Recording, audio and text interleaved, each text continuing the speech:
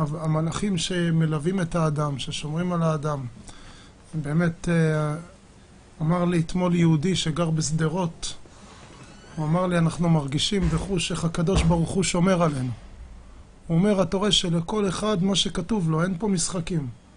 הוא אמר, אני אגיד לך, למשל עליי היה כתוב שאני לא אקבל פיצויים לרכב. הוא אומר, יש יירוט מעל סדרות. הרסיסים נופלים מעל העיר. הוא אומר, אני התפללתי, ריבונו של עולם, אם כבר אתה עושה יירוט, תעשה טובה שהרסיסים יפלו על האוטו. למה ככה אני אוכל לקבל אולי... נחליף את הרכב. הוא אומר, אני קם בבוקר, כל השכנים עם שמאים. זה קיבל רסיסים, ההוא רסיסים. אני ניגש לאוטו שלי, אני רואה, הוא נשאר בלי שום דבר. כולם חטפו חוץ ממני. אמרתי, השם, תודה רבה, אתה לא רוצה שאני אחליף את הרכב. זה נקרא שיש לאדם מושגים, זה השגחה פרטית. השגחה פרטית, הרעיון של השגחה פרטית, זה כל פעם אתה מחבר את הדברים, את האירועים שאתה נמצא בהם, אתה מחבר אותם לקדוש ברוך הוא. זה הרעיון של השגחה פרטית.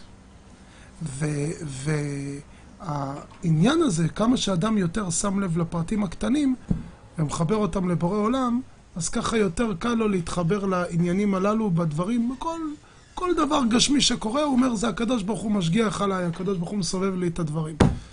אמר לי מישהו שנהג האוטובוס, קודם כל כמה חשוב לפתוח פה לטובה. החיילים שהיו בתוך האוטובוס שרו על הניסים. לפני שהם... שרו כולם ביחד על הניסים, זה מצולם ממצלמת האבטחה שהייתה באוטובוס עצמו, רואים אותם איך הם שרים על הניסים. אתה פתח את הפה על הניסים, אז כמה רגעים לאחר מכן, נהג האוטובוס, הוא אומר, לא מבין מה קרה. פשוט אמר להם, קומו תרדו מהאוטובוס. רדו מהאוטובוס. הוא אומר, אני לא יודע מה דחף אותי להוריד אותם, עד עכשיו הוא לא מבין מה היה. והוא גם לא יהודי. הוא אומר, ואז הוא עשה פרסה, וספג פגיעה ישירה לתוך האוטובוס. זה לא להאמין איזה יום היה נראה לנו היום הזה, חס וחלילה, אם הוא לא היה, איך אומרים, נכנס לו ג'וק בראש כדי להוריד אותם. אבל זה נקרא מה שכותב בעל החובות הלבבות. זה נקרא גומרי הגמר. מי באמת הוריד את החיילים מהאוטובוס? מי אמר להם, יאללה, לרדת, כולם לרדת, מהר, הנהג. מי שחושב שהנהג הציל אותם, אינו אלא טועה.